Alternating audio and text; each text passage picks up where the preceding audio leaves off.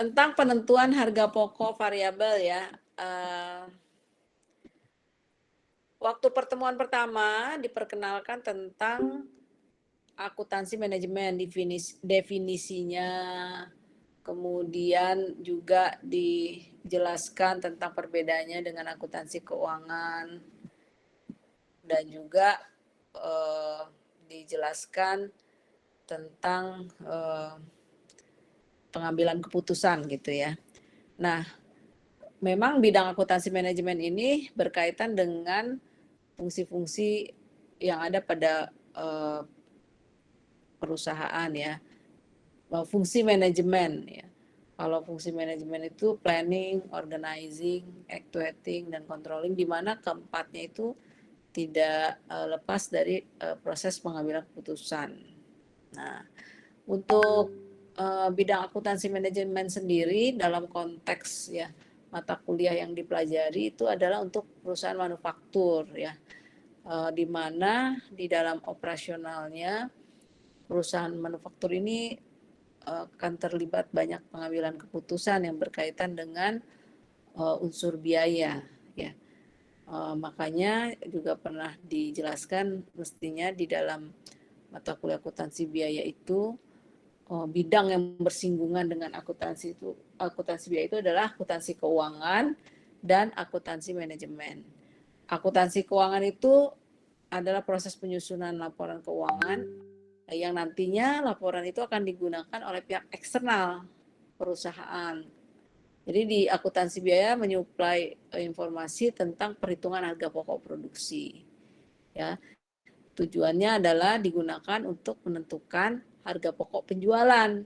Nah, tentu kalau harga pokok penjualan, perusahaan nanti akan bisa menghitung ya laba bruto atau rugi bruto, yaitu membandingkan penjualan dengan harga pokok penjualannya. Kalau penjualannya di atas harga pokok penjualan, maka pasti untung ya. Sementara sebaliknya, kalau penjualannya lebih kecil daripada harga pokok penjualannya, maka tentu akan rugi. Ya, laba bruto, rugi bruto. Kalau dikurangi biaya-biaya administrasi dan pemasaran ya jadi laba bersih ya untuk perusahaan.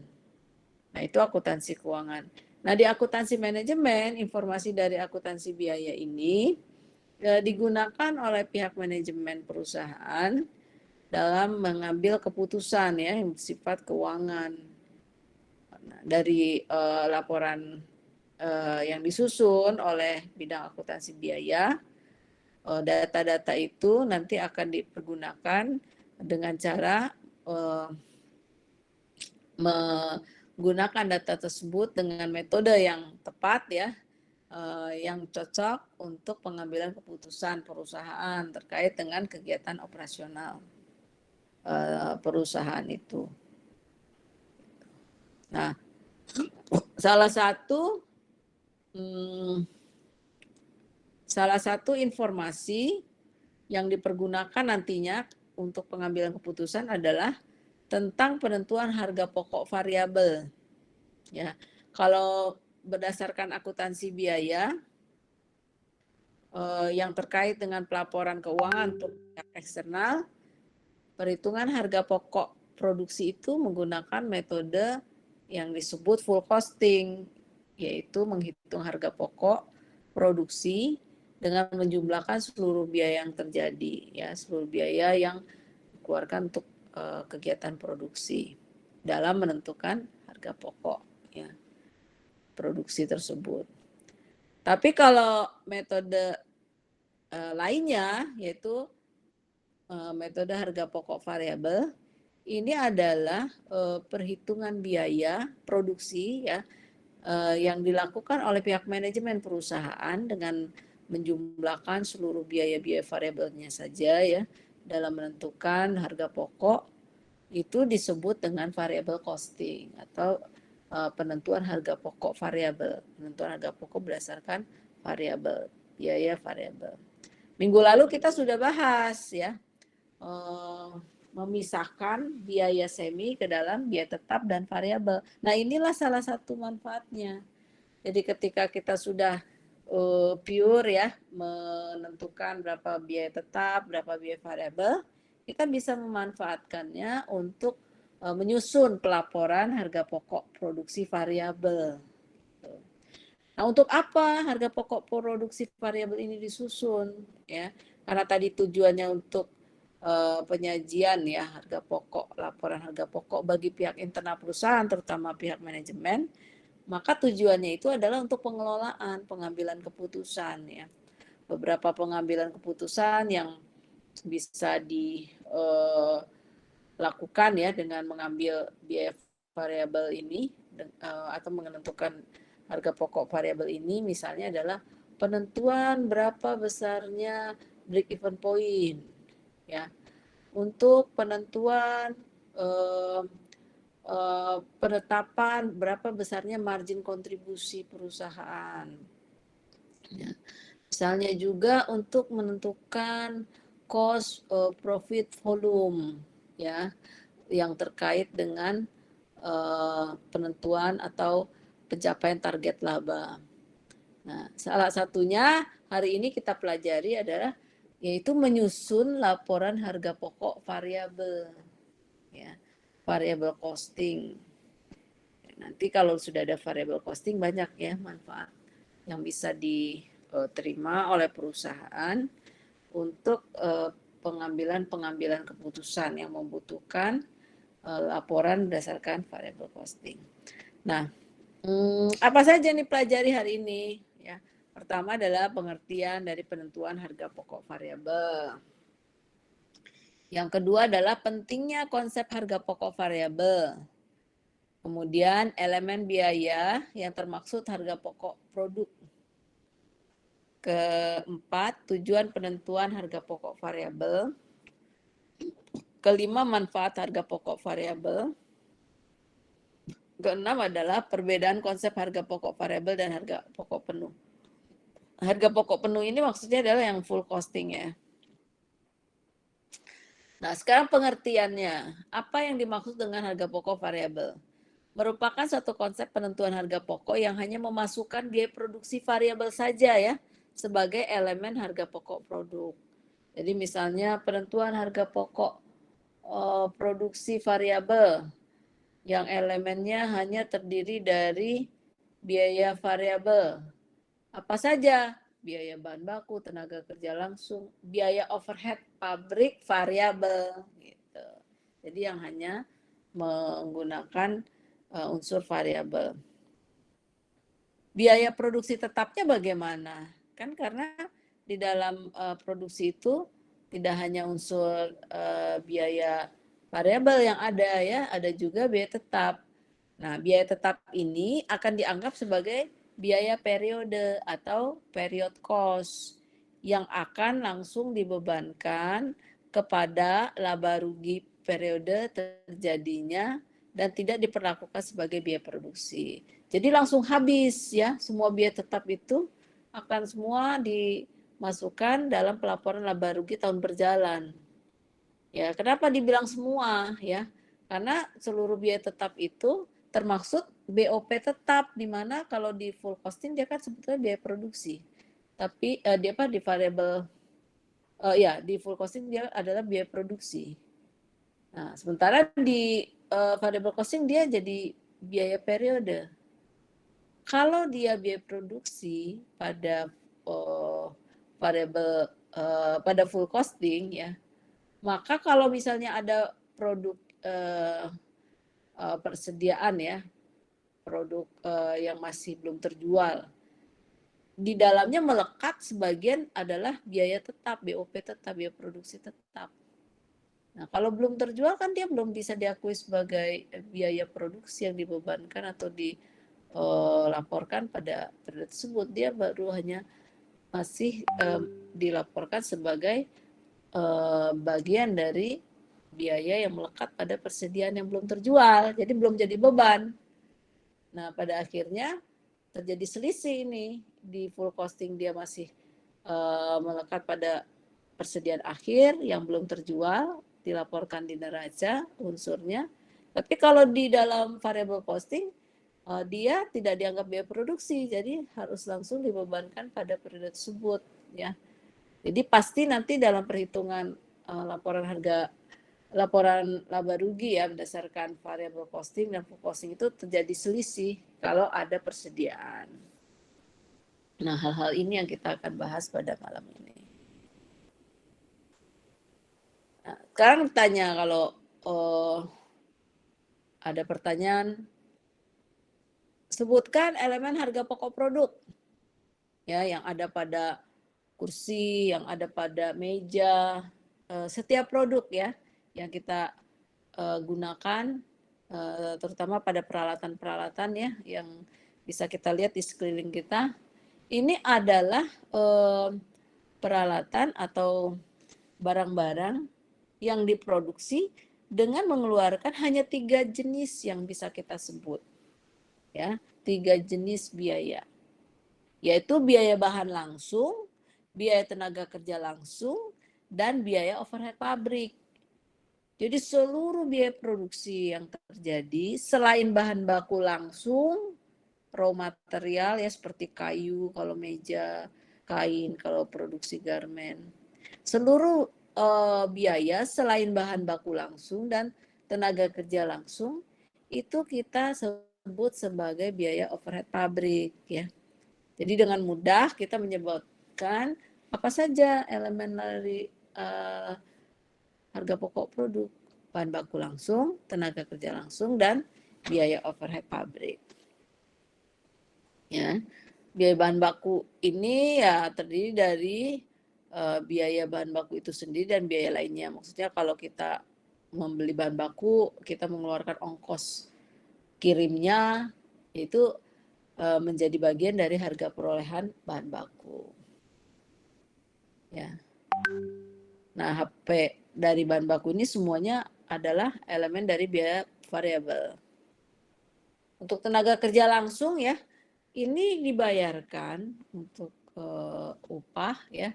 Biasanya bisa berdasarkan sistem upah potong ya, per potong per unit yang dihasilkan dan juga berdasarkan sistem upah per jam ya. Berarti itu adalah biaya langsung. Biaya langsung yang terkait dengan kegiatan produksi. Kalau produksinya ditingkatkan, biaya langsung pasti ikut naik ya. Biaya produksi diturunkan, biaya langsung pasti ikut turun.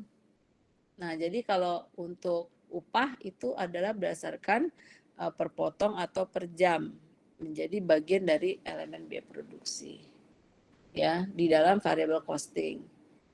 Nah, kemudian sistem upah tetap ya berarti kalau penggajian untuk manajer, penggajian untuk satpam itu tidak ada kaitannya dengan produksi. Produksi tinggi atau rendah itu gaji tetap sama karena dia tidak dihitung berdasarkan produktivitas dalam menghasilkan produknya ya. Nah, ini kita akan anggap sebagai biaya periode, biaya tetap yang dimasukkan dalam biaya periode yang akan dibebankan seluruhnya menjadi biaya yang dibebankan tanpa ditunda ya. Semua akan masuk kepada biaya periode berjalan. Yang ketiga adalah biaya overhead pabrik. BOP ini dia memiliki ya karakter variabel dan tetap. Variabel ini tentu saja dia di dalam variable costing ya menjadi bagian dalam perhitungan harga pokok produksi karena kan harga pokok produksi variabel. Sementara ya BOP tetapnya dia menjadi biaya periode yang akan dibebankan pada periode berjalan. Kemudian kita lihat di sini tentang tujuannya, apa gunanya, apa tujuan kita atau tujuan dari pihak manajemen perusahaan menggunakan biaya variabel ya dalam penentuan harga pokoknya. Yang pertama, membantu manajemen mengetahui batas kontribusi, ya, disebut juga ada kontribusi margin untuk perencanaan laba melalui analisa hubungan biaya volume laba untuk pengambilan keputusan jangka pendek. Nah, maksudnya adalah pihak manajemen ini bisa menggunakan metode variable costing ya dalam menetapkan berapa besarnya margin kontribusi. Nah, margin kontribusi ini bisa bermanfaat ya dalam melakukan analisa seperti analisa break-even point, analisa cost volume profit ya, yaitu analisa yang mengkaitkan antara jumlah produksi, kemudian jumlah biayanya, dan kaitannya dengan profit yang dihasilkan oleh perusahaan. Nah, misalnya apa akibatnya kalau biaya dinaikkan, apa akibatnya kalau produksi turunkan terhadap apa? Terhadap laba perusahaan ya. Yang kedua adalah memudahkan manajemen dalam mengendalikan kondisi-kondisi operasional yang sedang berjalan serta menetapkan penilaian dan pertanggungjawaban kepada departemen atau divisi tertentu di dalam perusahaan. Yang pertama, memudahkan manajemen dalam mengendalikan kondisi operasional yang sedang berjalan karena sistem perhitungan harga pokok berdasarkan variable costing ini memisahkan biaya variabel sebagai biaya produksi, biaya tetap sebagai biaya periode. Maka biaya variabel yang dapat dikendalikan oleh pihak manajemen ini menjadi informasi yang sangat penting ya apabila perusahaan ingin melakukan misalnya perencanaan-perencanaan yang terkendali. Karena dia akan bisa mengkaitkan ya biaya tersebut dengan produksi yang dilakukan atau penjualan yang dihasilkan gitu ya. Kemudian di situ menetapkan penilaian dan pertanggungjawaban kepada departemen. Karena variable costing itu adalah pelaporan biaya yang sifatnya langsung ya, dipisahkan dengan BOP atau biaya tetap lainnya, maka di dalam menentukan misalnya penentuan kinerja ya dari bagian-bagian yang memiliki kaitan langsung dengan biaya tersebut menjadi lebih mudah ya. Ini dalam hal pertanggungjawaban kepada departemen atau divisi tertentu. Kemudian manfaatnya apa ya? Karena ada dua metode, ada metode variable costing dan ada metode full costing ya. Bagi pihak internal, variable costing ini menjadi metode perhitungan harga pokok produksi yang lebih cocok ya bagi perusahaan karena kaitannya dalam hal menjalankan fungsi perusahaan seperti fungsi manajemen perusahaan seperti dapat melakukan perencanaan laba, penentuan harga jual, pengambilan keputusan dan pengambilan biaya.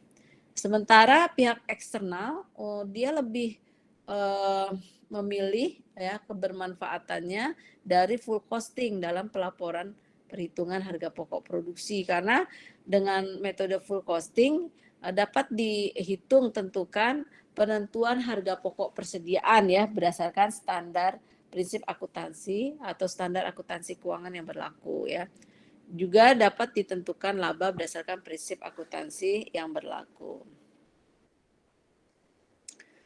Nah, sekarang untuk lebih memahami tentang variable costing dengan full costing, kita lihat dari sudut perbedaannya ya.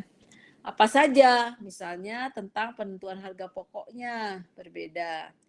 Tentang penentuan harga pokok persediaan untuk produk yang belum terjual atau tersisa itu juga berbeda. Tentang pengakuan period cost-nya berbeda. Tentang pendekatan pengelompokan biaya berbeda. Dan tentang penyajian laporannya juga berbeda. Perbedaan harga pokoknya ya. Ada harga pokok penuh ini yang kita sebut dengan full costing gitu ya.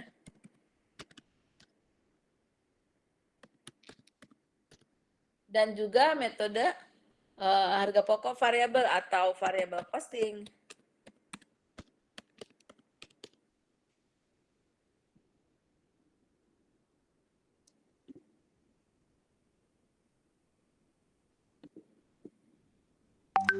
Nah, apa saja yang membedakan? Misalnya untuk biaya bahan baku dalam full costing ya dan variable costing dia masuk unsur biaya dua-duanya ya.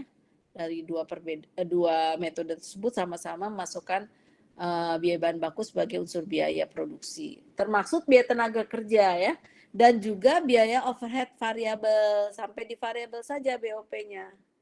Untuk BOP tetap dia masuk ke dalam harga pokok produksi ya pada full costing. Sementara di variable costing BOP tetap tidak masuk ke dalam unsur harga pokok produksi ya karena dia dianggap sebagai biaya variabel, biaya periode. Nah, dalam persediaan akhir karena unsur biaya itu berbeda antara full costing dan variable costing, maka harga pokok persediaan pada kedua metode juga nanti berbeda ya. Kalau full costing itu menetapkan biaya produksi termaksud di dalamnya adalah BOP tetap. Jadi bahan baku langsung, tenaga kerja langsung, dan BOP baik variabel maupun tetap. Ketika ada produksi, hasil produksi yang belum terjual, dilaporkan ke neraca di mana nilainya itu adalah termasuk BOP tetap itu. Yang mana pada variable costing untuk unsur harga pokoknya itu tidak termasuk BOP tetap, hanya biaya variabel, biaya bahan baku langsung, tenaga kerja langsung, dan BOP variabel saja. Oleh karena itu, ketika ada sebagian biaya masih melekat ya pada persediaan, belum ada pengakuan untuk biaya tersebut dibebankan pada periode berjalan. Dia akan munculnya di neraca ya. Maka nanti di dalam variable costing biaya ini laba pada metode variable costing itu dia akan menjadi lebih kecil daripada full costing ya, yang hanya yang masih menunda sebagian BOP tetapnya belum dijadikan beban pada periode berjalan. Ya. Nah, BOP tetap yang dibebankan pada BOP tetap ya pada kegiatan produksi yang dikeluarkan itu akan menjadi biaya periode yang akan dibebankan seluruhnya pada periode berjalan gitu ya. Jadi tidak melekat pada persediaan. Kemudian yang kedua adalah perbedaan dalam penyajian dalam laporan laba rugi. Misalnya untuk pertama ya, dalam menggolongkan biaya itu berbeda. Ya. Kalau untuk harga pokok berdasarkan full costing, harga pokok penuh, biaya itu digolongkan menjadi dua ya. Pertama itu digolongkan menjadi dua, yaitu biaya produksi dan biaya non produksi. Biaya produksi itu adalah bahan baku langsung, tenaga kerja langsung, BOP tetap maupun BOP variabel. Sementara ya di dalam variable costing gitu ya, biaya itu digolongkan menjadi biaya variabel dan biaya tetap. Jadi kalau di full costing biaya produksi, non produksi. Kalau non produksi apa saja? Biaya pemasaran, biaya administrasi umum. Ya, kalau di variable costing yang menjadi biaya produksi itu adalah dibagi ke dalam dua, yaitu biaya variabel dan biaya tetap. Ya. Struktur atau penyajian dalam laporan laba rugi tentu berbeda ya. Karena di laporan menggunakan metode variable costing ya, yaitu diawali dengan mengurangi penjualan dengan total biaya variabel. Nah, nanti penjualan dikurangi total biaya variabel, hasilnya adalah margin kontribusi. Ya, kalau full costing penjualan dikurangi harga pokok penjualan, gitu. Yang terdiri dari harga pokok itu ya perhitungannya persediaan awal ditambah dengan biaya produksi, dapatlah persediaan tersedia untuk dijual. Ya, dikurangi dengan persediaan akhir barang, dapatlah harga pokok penjualan. Nah, besarnya laba bersih pada laporan laba rugi ini akan berbeda ketika ada persediaan ya. Nah, ini jadi full costing itu digolongkan berdasarkan pendekatan fungsinya, biaya produksi non produksi. Kalau variable costing dipisahkan ya, penggolongannya itu berdasarkan variabilitasnya. Biaya variabel itu terpisah dengan biaya tetap. Ini adalah berdasarkan pendekatan fungsi atau full costing, biaya produksi dan non produksi. Nah, biaya produksi ini ya akan dijabarkan di dalam pelaporannya, ada yang merupakan unsur tetap dan merupakan unsur variabel. Kalau non produksi juga demikian. Kalau berdasarkan variable costing, penyusunan laporan laba ruginya menggunakan pendekatan variabilitas ya, membagi biaya menjadi dua besar, yaitu variabel dan tetap. Variabel ini nanti akan dipecah lagi ya, detailnya ke dalam produksi variabel dan non produksi variabel. Untuk tetap, produksi tetap dan non produksi tetap. Metode yang digunakan untuk pelaporan kepada eksternal itu adalah metode full costing. Kelemahannya karena sebagian biaya masih menempel pada persediaan, yaitu BOP tetap ya yang belum terjual, maka biaya akan dicatat terlalu sedikit gitu. Sehingga laba yang dihasilkan dari penentuan harga pokok yang berdasarkan full costing jadi lebih tinggi daripada metode variable costing. Yang kedua, jika produksi tidak mencapai kapasitas normal, maka biaya overhead ini tetap akan kurang dibebankan dan sebaliknya. Satu-satunya kelemahan variable costing ialah bahwa metode ini tidak dikenal ya oleh pengguna laporan keuangan dari kalangan eksternal perusahaan. Maka perusahaan mau tidak mau ya ketika menggunakan metode variable costing harus melakukan penyesuaian-penyesuaian pencatatannya kembali. Nah, sekarang tadi perbedaannya adalah dalam penyajian laporan laba rugi ya. Yang ketiga yaitu terdapatnya perbedaan laba rugi. Sebetulnya perbedaan laba rugi itu adalah berasal dari adanya persediaan akhir ya di dalamnya tentang masuk tidaknya BOP tetap ke dalam unsur produksi. Nah, ini akan menyebabkan dengan kondisi tertentu perbedaan ya. Tapi sebetulnya kalau tidak ada persediaan akhir maka tidak ada perbedaan ya terhadap perhitungan laba rugi. Hasilnya untuk laba rugi sama. Pertama, jika produksi itu lebih besar dari yang terjual, maksudnya produksinya itu 10.000 yang terjual hanya 9.000 ya. Maka selisih 1.000 itu menjadi ada persediaan ya. Ada persediaan, di mana kalau ada persediaan, laba full costing ini akan lebih besar daripada laba variabel. Karena ada penetapan beban yang tertunda melekat pada persediaan akhir, yaitu BOP tetap. Sementara kalau misalnya dibalik ya, jumlah produksi yang lebih kecil dari yang terjualnya lebih banyak karena misalnya masih ada stok-stok barang lama gitu kan. Nah, itu menyebabkan laba full costing menjadi lebih kecil daripada laba dari variable costing. Kalau tidak ada jumlah persediaan akhir atau produksi itu sama dengan penjualan, maka labanya pasti sama ya. Labanya pasti sama. Ujung-ujungnya kalau di variable costing itu ada BOP tetap, dia akan semuanya juga ya akan dibebankan. Demikian juga di full costing tidak ada persediaan, maka tidak ada yang tertunda pembebanannya ke harga pokok penjualan. Nah, sumber perbedaan itu sebetulnya adalah tentu berasal dari jumlah BOP tetap ya, karena perbedaan antara kedua metode adalah berbeda dari diakuinya atau tidak diakuinya BOP tetap di dalam perhitungan harga pokok. Kalau full costing BOP tetap menjadi biaya produksi, kalau variable costing BOP tetap menjadi biaya periode. Nah, kemudian ini soalnya ya. Soalnya